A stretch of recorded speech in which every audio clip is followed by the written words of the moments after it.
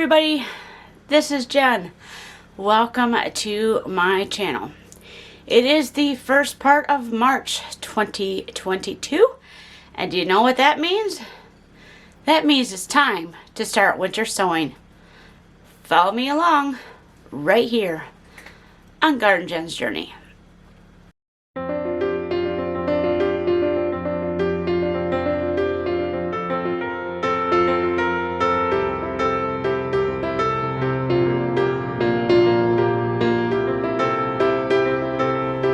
Okay, so yep, it is time to start winter sowing.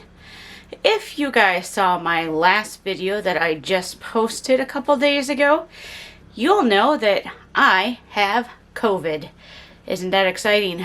So I have to use the strength and energy I have very carefully, but I have to get some winter sowing done. So I figure I would take you along and show you how I'm going to get started today. There's a couple of things I'm doing that people have asked questions on. So I wanted to make sure I got those questions addressed so people could have answers as they get ready to do their own winter sowing. So let's head out into the kitchen where I do all my winter sowing this time of year because it's only 20 degrees outside. Alright, so here is my container of soil. This is Pro Mix. My son has so graciously started breaking up the bale, and we've got this container full. He's working on another one. So here we got the soil going, and then here I have my container area. This is where I set my jugs on. Let me zoom out here. Oops, wrong way. So I set my jugs on this so my table here doesn't become completely soaked with water. I've got this.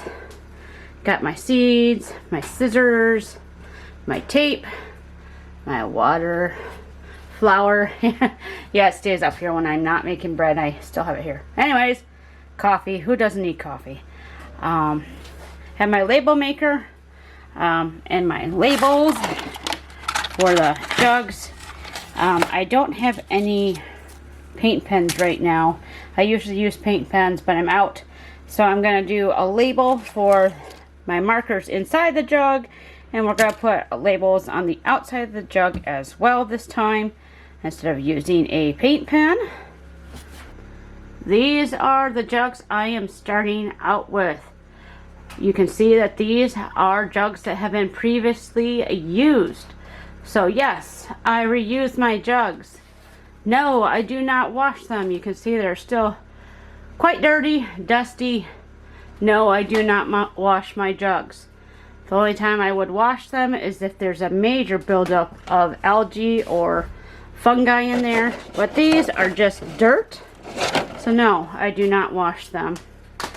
What happens if you have labels on them? Like this one, still labeled as Brussels sprouts.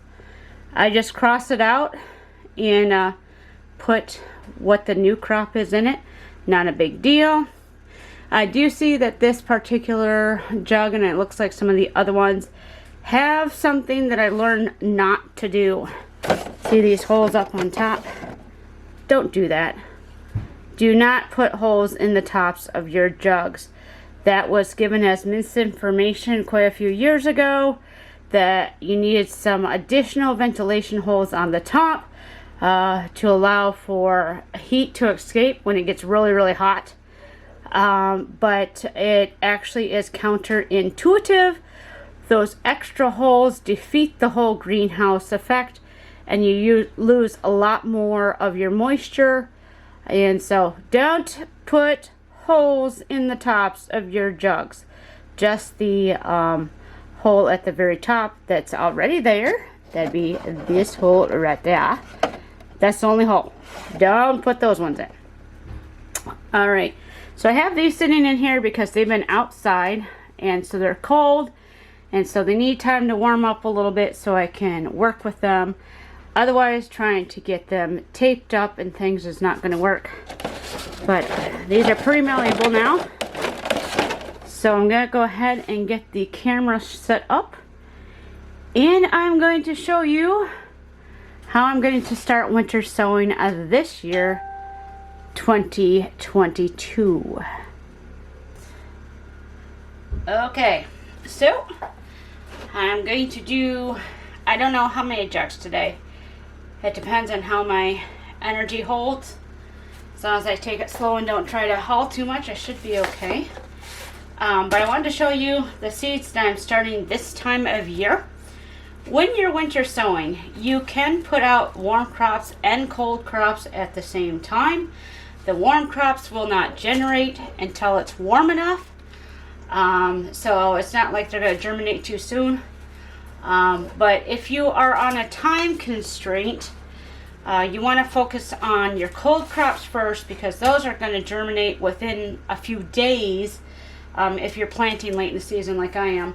So these will germinate within a few days, by the end of the week, so to speak. And then they'll be ready to plant within a month. So, which is perfect because that's the time that they do get planted in my area, zone 5B. So generally zones 6, 5, I think 4, I can't remember exactly. We generally plant our cold crops in the ground around April. That's what I'm focusing on now, because those have to get planted within a month. So you need that time for those seedlings to grow. So I am going to be working with, I have some onions here, and these seeds are quite old. So one thing about onions, they're one of the only seeds that do not store long term. They tend to, their germination rate goes downhill very quickly. They're not a long-term seed storage option. But, you know, if you want to see if they're still viable, go ahead and plant them. It's not going to hurt anything. You might be surprised. So these guys, let's see. These are 2 years old. These are 2020 seeds. So they're not too old, so we should get still quite a bit of germination. But these I'm going to heavily sow because, again, onions don't store well long-term for seeds. So we got onions, we got lettuce mix. I got this free, and I love lettuce blends, so we're going to do a lettuce mix. Let's see, I have parsley. I got some goodies I ordered from Baker Creek for the ones that I don't have, because I do save my own seeds from year after year. I got tomatoes. I'm not doing those today. We got some more onions. We got Global. These did well for me last year. I do believe I have a harvesting video for these onions, so I'll make sure to link it above. So I have Global, again the yellow Spanish. I grew both these last year. Let's see, I got some more carrots. I do have a video on growing carrots. I'm not sure if I have one for harvesting, but I will link that above if I have that. So this will get planted, these two. We got some squash. That won't get planted right now. This is a new type of kale we're trying this year. I generally grow the dino kale. There's another name for it, I can't remember it, but we call it dino kale because it's huge. This is similar to it, but it's got bigger leaves. So we're growing this one. It's dazzling blue. Looks really pretty on the picture. So we're planting that. Let's see. We got another free seed here, Kamatsuna. So we're going to go ahead and grow this. And even if we don't care for it, it'll be great for the chickens and ducks. So there won't be any problem growing this. I got a couple of them. We got the red onions. We've got some calendula and some feverfew and some bee balm. These are going to wait till a little bit later. Some more carrots, peppers, that'll wait till later, beans. And then we have some pink Mizuna. I've grown Mizuna for 2 years now. I really love it. It's a rather mild mustard. So those of you who don't like the bitterness of the mustard, this is a great mustard to try to put in your lettuce blend, so you still get the benefits of a mustard without so much of the bite that the other ones have. So we got the Mizuna. So, and I do have some other seeds. I'm not sure exactly what I'm going to plant, But we're going to start with these ones first, see how my energy goes, and go from there. So we're going to put our jugs here.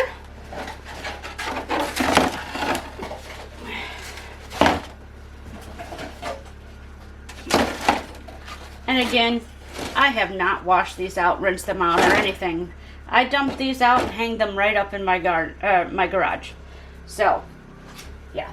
So I'm going to take my soil and we're going to put about 4 inches in of dry soil.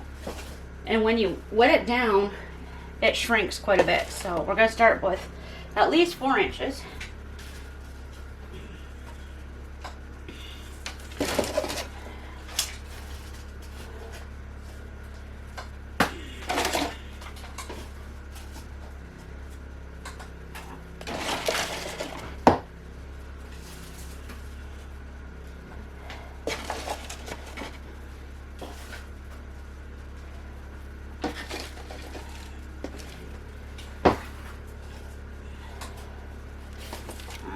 There we go.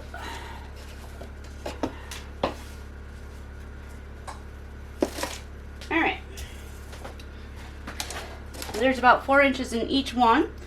And then you can water these 2 ways. And I'll show you both ways. Let me get my seeds out of the way. Don't want them getting wet if I haven't, oops. Get them out of the way. Okay. Way number 1 is to take a spray bottle like this. You don't want one of these, though you could use one of these. This will take forever to water this down. So this is more of a high-powered one. It's a hand-pumped one.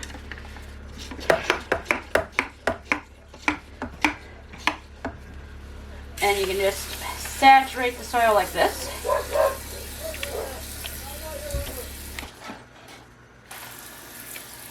So you can water it this way. And it works okay, but it takes a while to get that soil thoroughly saturated. An easier way to do it involves really getting your hands dirty, but it's a lot quicker. You just take a pitcher and dump the water in and work it with your hands. Really get that soil mixed up, and then you're done with it. So.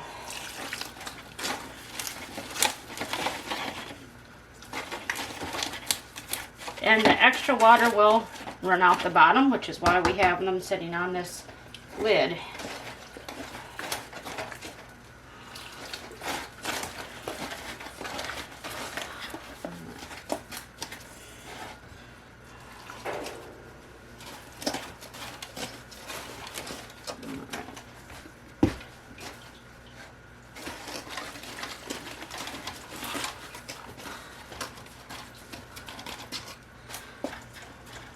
Alright, there we go. It's pretty good.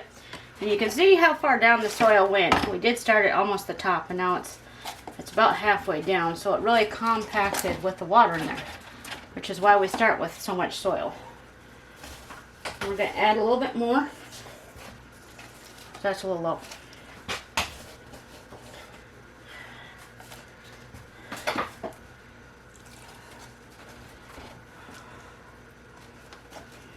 Okay. So, another question that people ask a lot, and I don't know, somehow they're not getting the information, but for winter sowing, you want to use a potting soil, a high quality potting soil blend. Do not use seed starting mix for this. The reason being is once we close these jugs up, we are not going to open them again until it's almost time for them to be transplanted. So your seedlings are going to be in here growing until time of transplanting. So they need the nutrients that's in the soil to give them what they need to grow. With seed starting mix, you are only germinating those seeds, and then when they get so big, then you're transplanting them into seed flats to keep on growing. So they get their nutrients after they're transplanted. We don't transplant until it's time to put them in our garden. So they need a nutrient-dense soil, not seed starting mix. And this Pro Mix is very light and fluffy. Let's see. I don't know if I can convey how light and fluffy this is. It's not compact at all. You do not want garden soil, topsoil, compost, things like that, because that's way too heavy and dense. You want a very loose potting soil. And again, high quality. Because the better quality you start with, the better end result you will have with your plants. And if you're growing food, you definitely want to get your plants off to their best start so you get the most nutritious food out of it. But if you cannot afford high quality soil, you know, it's not going to make or break the bank, so to speak. Do what you can do with what you have. Alright, so we got the soil in there. Now we're going to plant the seeds. And for all the seeds that I'm doing today, these are all small seeds, and they grow small seedlings. So I'm just going to do the broadcast method, meaning I'm just going to sprinkle these seeds right on top of the soil, like so.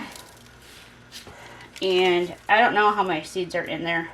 You know, it's kind of like when you take a salt shaker and you salt your food. You're not counting how many granules of salt you're putting in there. That's the same that I do with my small seeds that grow small seedlings. So that was my parsley.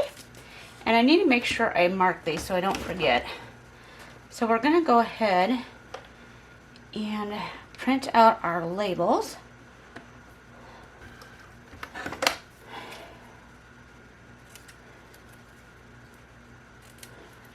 Alright, so we got our parsley.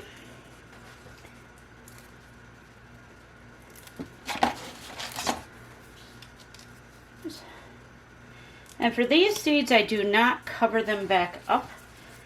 You can if you want. They can put just a little sprinkle like this over top of them. Nothing too extreme. But I generally don't for these seeds. It's just a step that I found I don't have to take for these ones. So we got our parsley.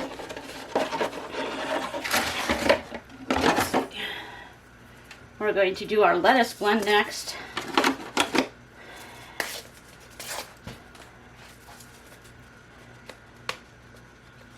If I can get it open.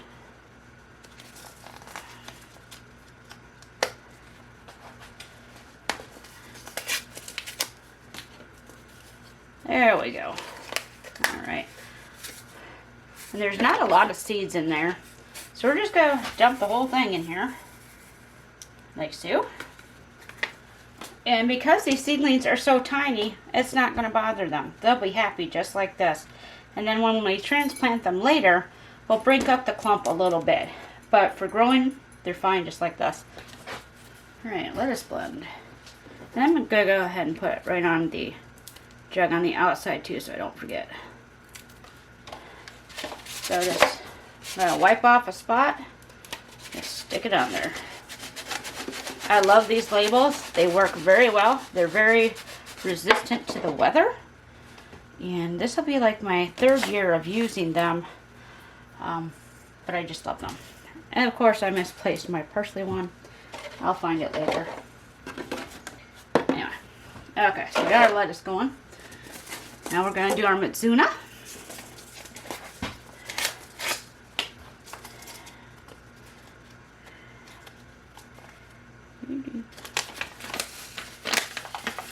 And again, not a ton of seeds in here. So we're just going to put the whole package in. Sprinkle it all around. And usually I do this ahead of time, get these labels done. But with not feeling so well and just getting back from being gone a week, I'm kind of doing it all at once. I'm just kind of flying with it.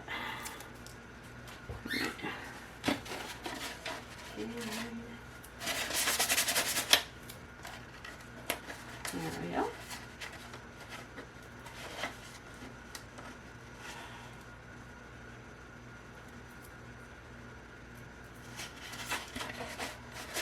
There we go. And then let's see. I'm going to do our golden carrot. This one I'm going to open carefully because we're not going to use all these in the spring. We're going to plant these again in the fall. These are our carrots.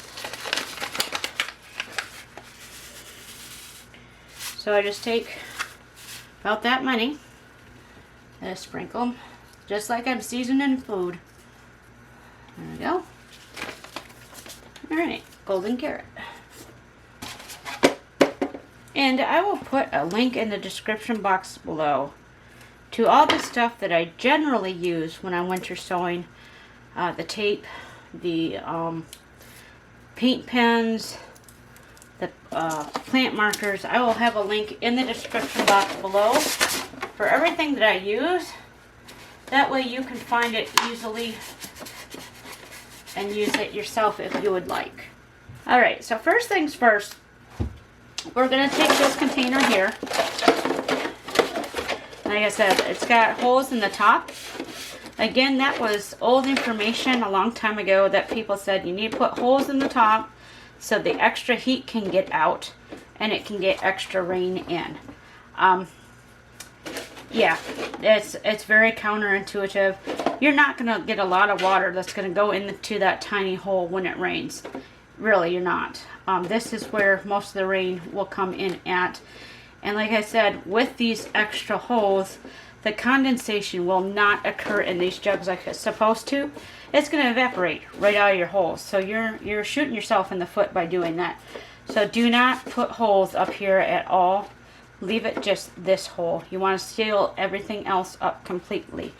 One thing I did forget to show is there are holes in the bottom. I have one in each corner and then one in the middle. There, I have one in each corner and there should be one right here.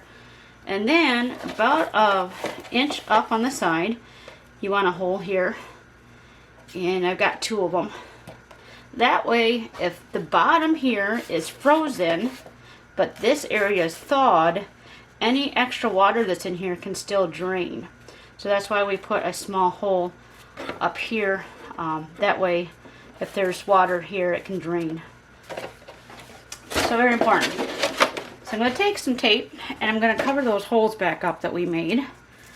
And then we're going to tape our jug shut. So.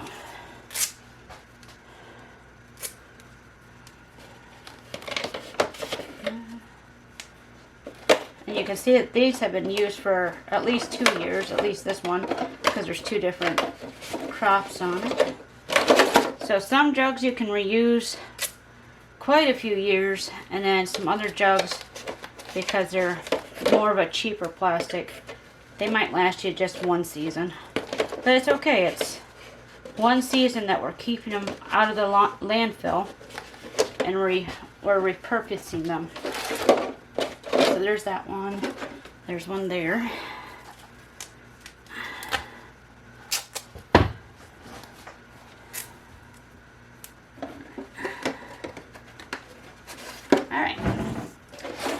So to tape these guys, what I generally do is I find a spot that I can line up. Like we got the seam here. And so I try to find the seam here and line it up. And if it's not perfect, it's not perfect. But I'll help you tape your jug better if you can line it up. So I line up these seams and just put a piece of tape there just to hold it. And then I start taping it in small strips. A lot easier to work with small strips than try to tape the whole thing with a large strip. So here's another seam here. If I wanted to, I can line that up like so it's lined up. Okay. And then we're just going to tape. And I generally start at the handle and just work my way around.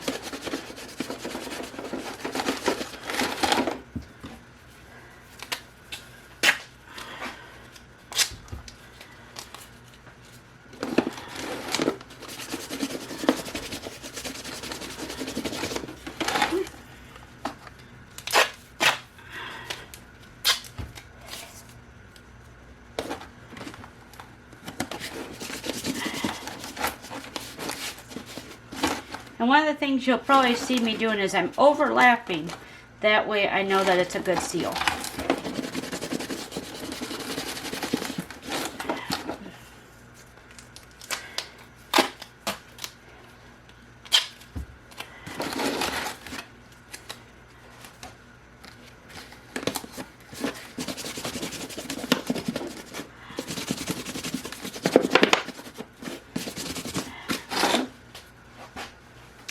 if your jugs are cold or are wet, the tape will not stick to them, so you have to let them dry out and warm up. Alright, so for this area, this is where it gets tricky, is right around here, because you've got a lot of curves going on, and so you have to work with those curves. And so I use smaller pieces,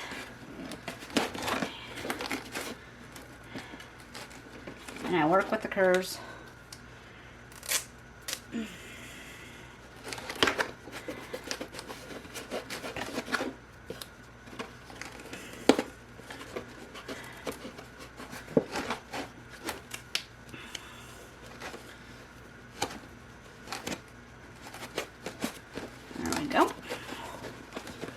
Alright, and then I'll put another tape there just to make sure it holds.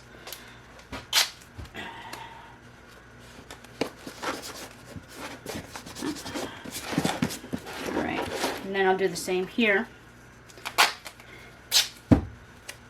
Thanks, Sue. Alright, so when this is all done, and you make sure everything's nice and sealed, you should be able to take your jug and almost completely like shake it around, and it shouldn't move. It should stay together. If you pick this up and it pops open, then you gotta redo it, and you gotta figure out why the tape did not stick. Over the years, I have used quite a few different duct tape brands. Some people use the ones in the dollar store and it works great for them, but I use Gorilla Tape. Now this stuff, let's see, this is 30 yards, and this is almost 2 inches. It's 1.8 inches by 30 yards. This is $8 a roll. And this, if I do these jugs, these 1 gallon jugs or juice jugs that are about the same size, I generally can do 40 jugs with a roll of Gorilla Tape. So it'll last quite a bit, and you might be going, wow, that's really expensive. And then the soil that I use, it was $35 for a 60-pound brick of soil, and I bought 2 of them, so that was 80 bucks.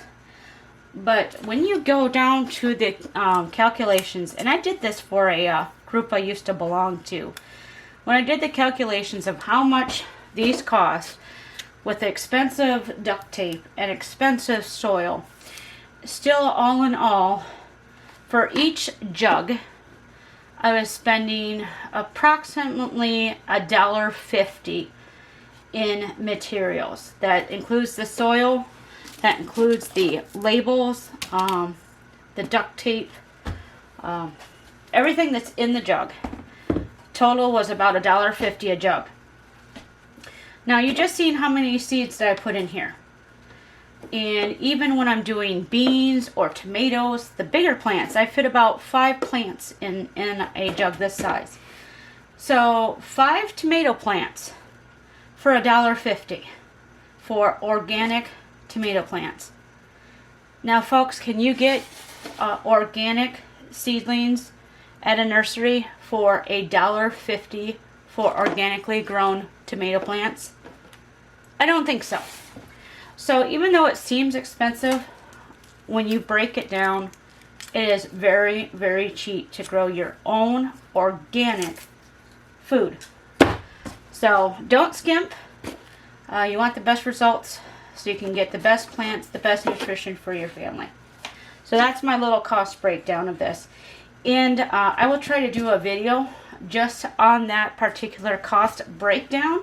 So stay tuned, and I will try to get it done ASAP, but we'll see how it goes.